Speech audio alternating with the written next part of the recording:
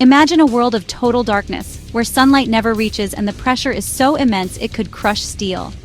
This is a place few can even picture, let alone visit, a realm that feels more alien than the surface of the moon. Here, the ocean plunges deeper than any mountain is tall, carving out vast trenches and chasms that seem endless. Down here, more than 2 miles beneath the Atlantic, lies a ghost, the wreck of the RMS Titanic, a ship once hailed as unsinkable, now a legend shrouded in mystery.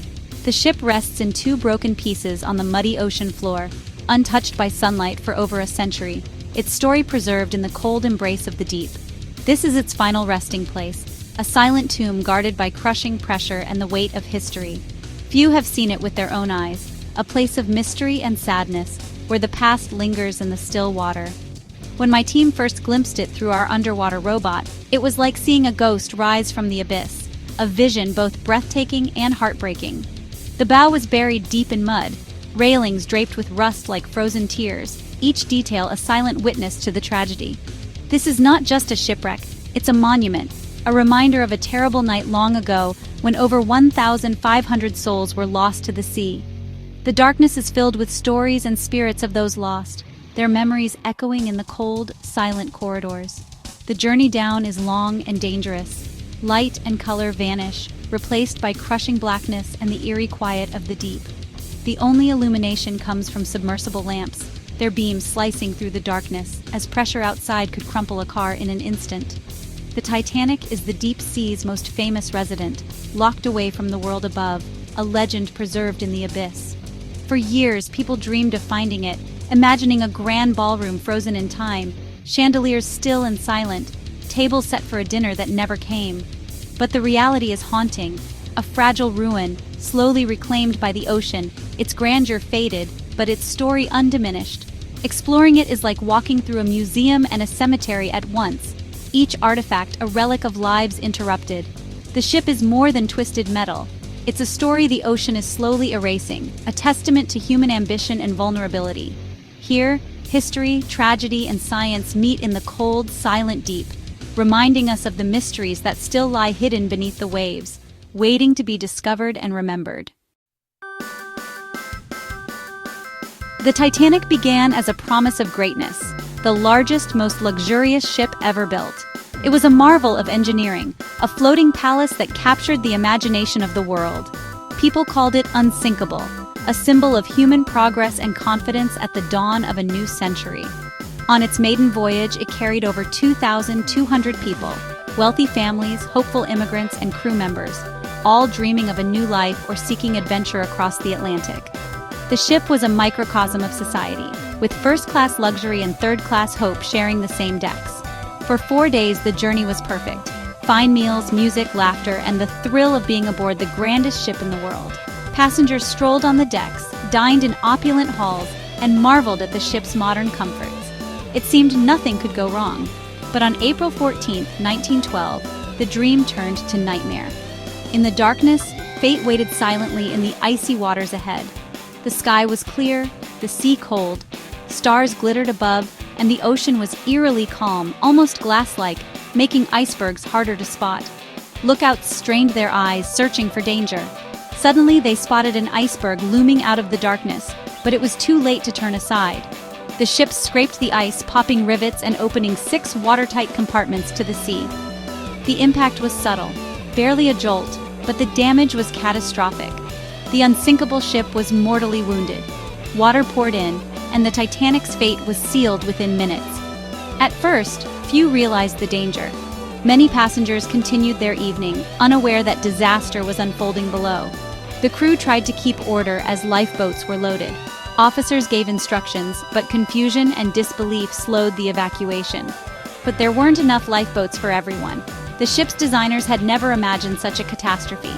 As the bow sank, chaos and heartbreak erupted. Families separated, brave decisions made, and acts of heroism and sacrifice played out in the freezing night. In less than 3 hours, the Titanic broke in two and vanished beneath the waves, swallowed by the cold Atlantic. Over 1,500 people were lost in the icy water. Survivors huddled in lifeboats, watching the great ship disappear forever.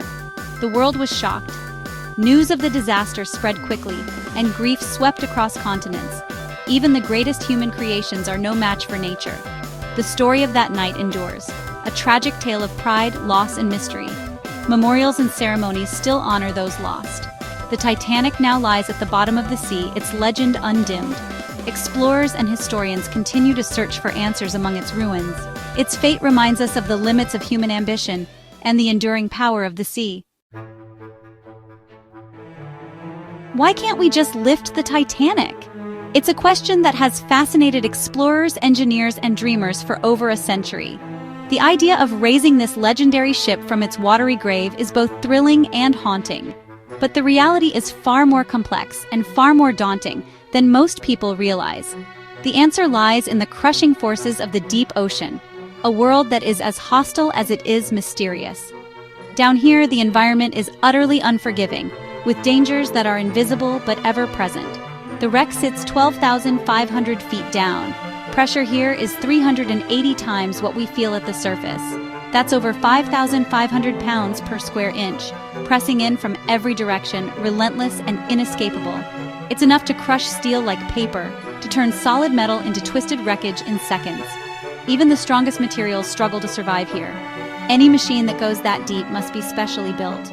My submersible, Alvin, has a titanium sphere for protection. Without this armor, the pressure would flatten it instantly. The Titanic was never meant to withstand such pressure. Its hull, once a marvel of engineering, is no match for the deep. After a century, its metal is weak and fragile. Years of salt water, bacteria, and crushing pressure have left it brittle and decayed. If you tried to lift it, the ship would crumble.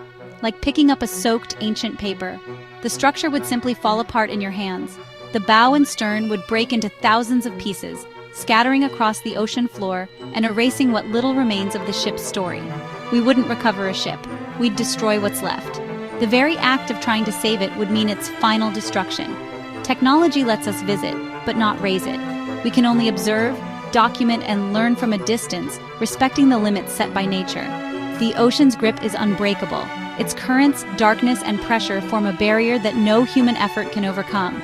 Some places are beyond our control, no matter how advanced we become. The deep sea reminds us of our limits, and of the mysteries that remain out of reach. The Titanic remains captive, guarded by the deep, a silent monument to the power of nature and the limits of human ambition. Even if we could solve the pressure problem, the cost would be staggering. Recovering the Titanic would require hundreds of millions, maybe billions of dollars. Specialized ships, new technology, and a massive team would be needed for months in harsh conditions. Who would pay? Governments see little return. Private companies couldn't profit. The financial risk is overwhelming. The money could fund new exploration or ocean protection instead. The Titanic is simply too expensive to bring back. Its value now lies in the story it tells from the deep. Beyond science and cost, there's a deeper question. Should we disturb the Titanic?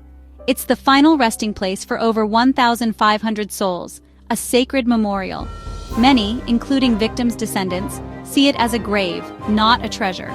When I discovered the wreck in 1985, we promised not to take anything, honoring it as a memorial. Some argue for recovering artifacts to preserve history. Others believe the site itself is the true museum. Items have been brought up, but many feel the ship should remain undisturbed. The site's solemn power is best preserved in place. Who decides? Is it a historical treasure or a hallowed grave? The ethical debate is the Titanic's most difficult mystery. While we debate, nature has made its choice. The ocean is consuming the Titanic. The ship is not frozen in time. It's an ecosystem, decaying from the moment it sank. Saltwater corrodes steel, but the main destroyers are deep-sea bacteria. These bacteria feed on the ship's iron, creating rusticles, icicle-like formations of rust. Rusticles are beautiful but signal the ship's slow death. Hundreds of pounds of iron are consumed daily. Decks collapse, the grand staircase is gone, the crow's nest rusted away. The process is unstoppable. The ship is constantly changing, returning to nature. Even the mightiest creations decay. Scientists predict the Titanic's main structure could collapse within decades. Eventually, only a rust stain will remain. The ocean is reclaiming its prize. The Titanic's fate is sealed by nature's hand. Rusticles are more than rust. They're living communities of bacteria and fungi, breaking down the Titanic's iron hull. One species thrives here, feeding on iron and leaving behind brittle rusticles. The ship is being eaten molecule by molecule, a microscopic feast over a century old. Each expedition finds new deterioration. The captain's cabin collapsed, decks sagging, the ship more fragile each year. Some argue we should recover what we can before it's gone. Others say the decay is part of the story. Letting the ocean reclaim the Titanic honors the natural order. The ship's final chapter is written by nature itself. Its decay is a lesson in humility. The Titanic's story is not just about loss, but about the power of nature to reclaim all things. In the end, the Rusticles Feast is the ship's last legacy.